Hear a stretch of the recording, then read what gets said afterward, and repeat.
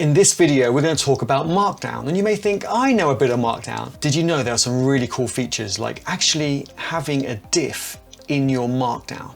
And you could do this in an issue, in a pull request, in a comment or reply to an issue or pull request, to an inline comment, and in even the README. In fact, GitHub is underpinned by Markdown in so many places. I actually can't think of a place where you can't write Markdown on GitHub. And it just makes it more interesting and engaging for the people watching if you can explain your story, your issue, your idea so much easier for other people. So we will quickly go through the headers, which you probably know already, bold, italics, strike-throughs, but then we're also going to have a look at tables, how you can do alignment, how you can do highlighted code blocks, and also code diffs, lists, ordered, unordered, checkboxes, which also show up as tasks on the pull request and issue list, which is really good for people to understand the progress of your issue or pull request. And if I've missed anything else, comment below. And while you're down there, give this video a thumbs up and subscribe and hit the bell if you haven't already, so you get notified every time that I go live and do a live stream. So I've just gone to an issue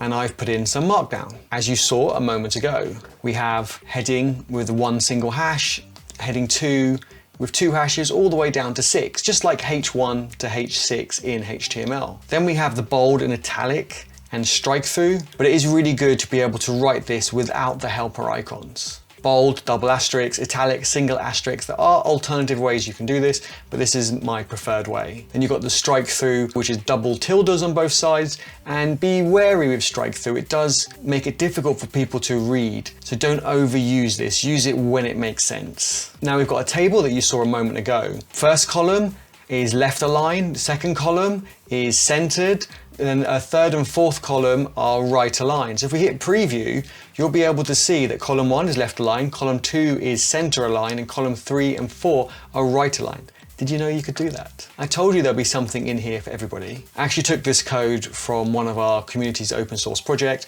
You can join our GitHub Organization if you wish. The link is in the description below. And here I've got some TypeScript code as an example. And you probably know that you can do code blocks with 3 backticks, but did you know you can actually put the language after the first set of backticks? So in this case, TS for TypeScript, and then it will highlight the code. So if I remove it and hit preview, the code is now all gray, not very engaging. And if I put that back and hit preview, so do use the preview, have a look at the changes that you've made. Now it's back into color.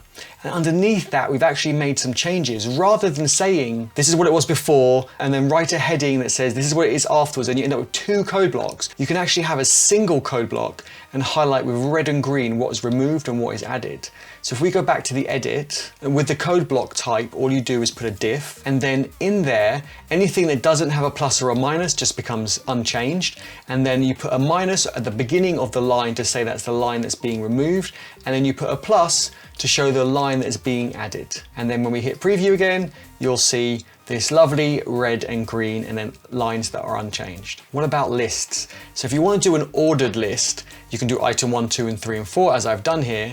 However, you may say, well, Eddie, you've got 1, 1, 1, and it doesn't quite make sense. The reason for that is if I put 1, 2, 3, 4 down the left as numbers, then if I reordered them, I would then have to renumber all the ones from the ones that changed. So if I took the 4th one and put it in the 2nd one, then everything after that is going to have to be renumbered. Whereas if you just do 1, 1, 1, when you move things around, GitHub takes care of that for you, therefore it automatically increments each one. Next I want to show you the checkbox, the task list, and it does look nice. You've got a tick there and a not tick on the other ones. If I show you how useful it is, if I go to my issue list, and this is the issue we're playing with at the moment, Markdown video, you can see I've done 1 task out of 4. So at a glance on the issue list or the pull request, you can straight away, and also the community in your team can also straight away see the progress of that issue or that pull request. So I highly recommend using the task list. And the way to do the task list is an unordered list. So use the hyphen,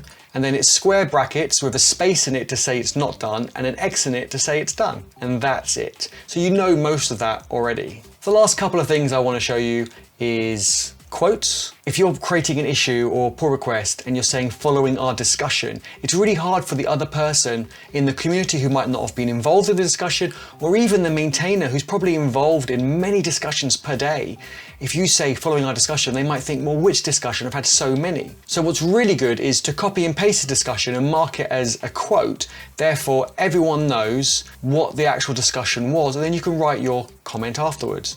So again, this was our discussion before, quoted, and then underneath is your reply. So how does that look? Again, it's very straightforward. It is just a greater than symbol and a space. Remember, Markdown does like its spaces, so don't try and compact things too small. And that's it. Have I missed anything else? If I have, leave a comment below. And as I mentioned, you can join our GitHub organization where we help you get the green squares, because open source is for you, and open source will really help you accelerate your learning, not just your technical skills, but also your communication and collaboration skills, which are becoming more and more important so you can get the job, clients, and money that you deserve. So come and join almost 300 people in the GitHub organization. We also have in our Discord channel, First Timers and Open Source channel, where we encourage people to get involved in the conversation on GitHub to get those green squares. And that's how we all start. We all start by raising small issues, by replying to other people's issues, reviewing other people's pull requests. And also my first pull request was fixing a typo. In fact, I think my first, second and third and maybe fifth pull requests were also fixing typos. But then things snowballed from there. That was 10 years ago. And my only regret is that I didn't start contributing to open source and getting involved in the conversation sooner.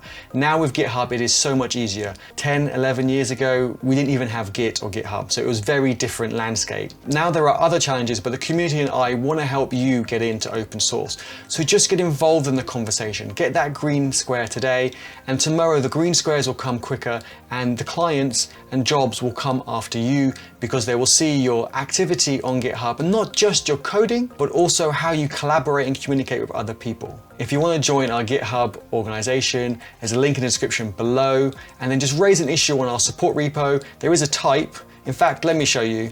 If you go to the support repo and you go to issues and you click on new, there is a type that says invitation to GitHub organization. You click that and it automatically pre-fills it for you. And then that will give you a green square for today. I hope you enjoyed this video. Let me know what other videos you would like to see. Give this video a thumbs up, hit subscribe, and hit the bell button so you get notified each time I post a video and go live. I can't remember if I said all that already or not. I'll see you in Discord between live streams and videos.